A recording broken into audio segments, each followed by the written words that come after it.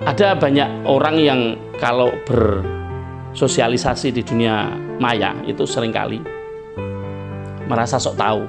Nah, saya akan mengasih contoh salah satu orang yang komen dan komennya sok tahu, ya. Jadi supaya teman-teman yang nonton channel saya kalau komen hati-hati, karena seringkali kita komen ternyata yang ada di otak kita ini salah.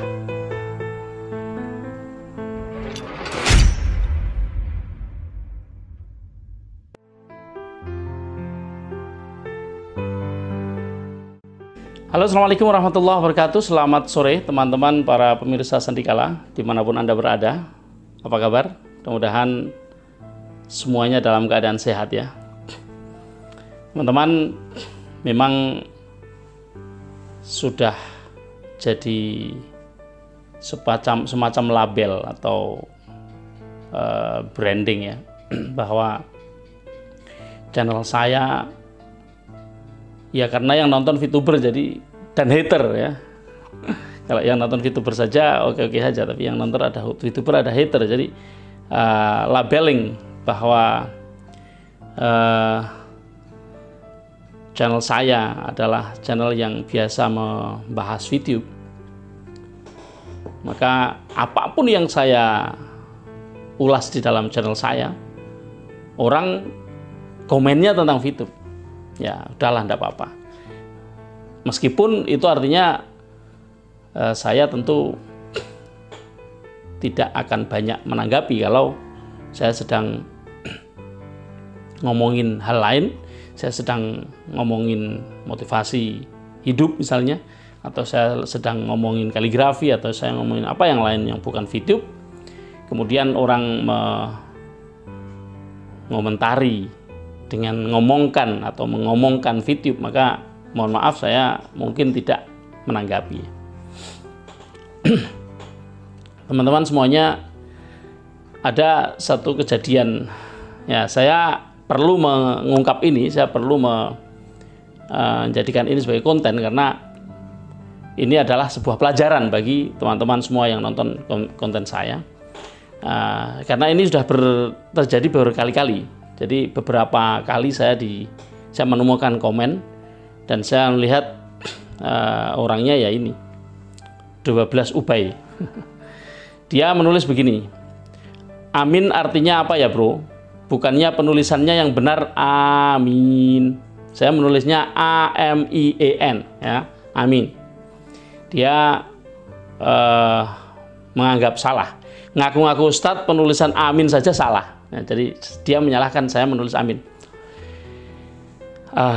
Maka supaya saya memastikan yang nanti saya komentari atau saya reply komentarnya dia kompeten atau tidak, saya mereplaynya dengan bahasa Arab.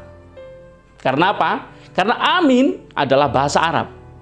Kalau dia paham bahasa Arab, seharusnya dia mereply kembali reply saya dengan bahasa Arab. Maka kita akan lihat, kita baru bisa membahas bagaimana seharusnya transliterasi atau penulisan pengganti dari huruf hijaiyah ke huruf lainnya. Apakah huruf Latin? Nah, dalam hal ini adalah huruf Latin.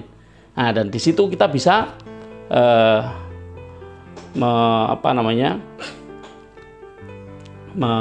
membahas lebih lanjut.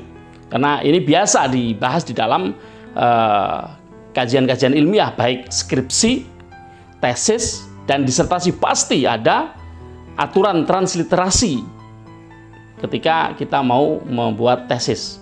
Kebetulan saya di perguruan tinggi Islam, sehingga hal itu biasa bagi mahasiswa-mahasiswa perguruan tinggi Islam. Barangkali yang menulis ini tidak pernah kuliah di perguruan tinggi Islam, sehingga nggak ngerti bahwa transliterasi itu sesuatu yang bisa bervariasi. Saya menulis begini, in kunta mutakallimal arabiyyati faktub bil arabiyyah wa illam tastati' faskut.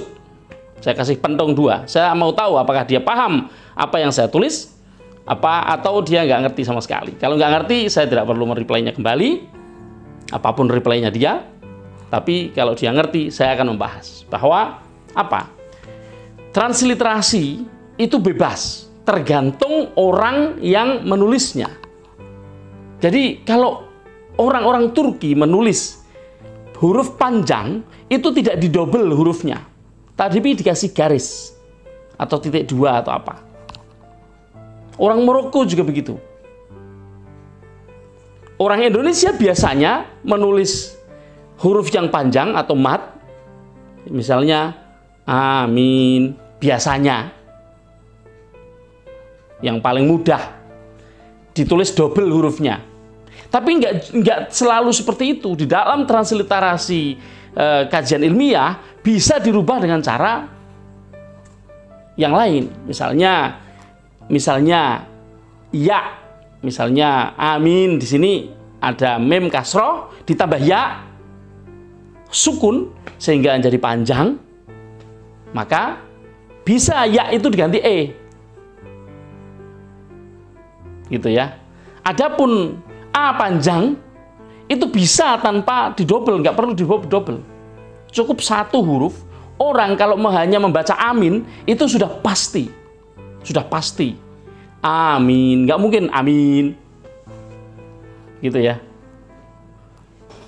Jadi sesuatu yang sudah lazim, sesuatu yang sudah ghalib itu biasa, sudah umum, sesuatu yang sudah umum itu menjadi tidak baku. Anda bisa mengatakan Anda kepada saya, bisa mengatakan kamu, bisa mengatakan elu, nggak baku, tapi semuanya paham. Itulah bahasa.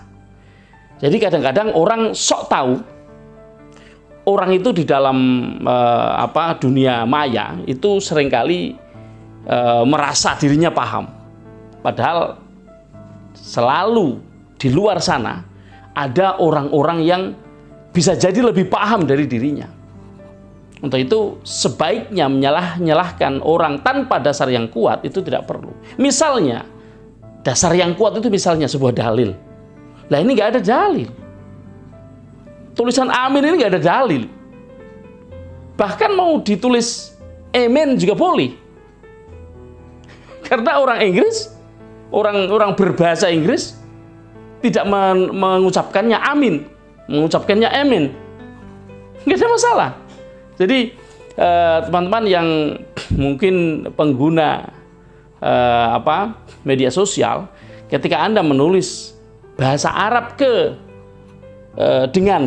dengan huruf Latin, maka Anda tidak secara baku harus menulisnya begini.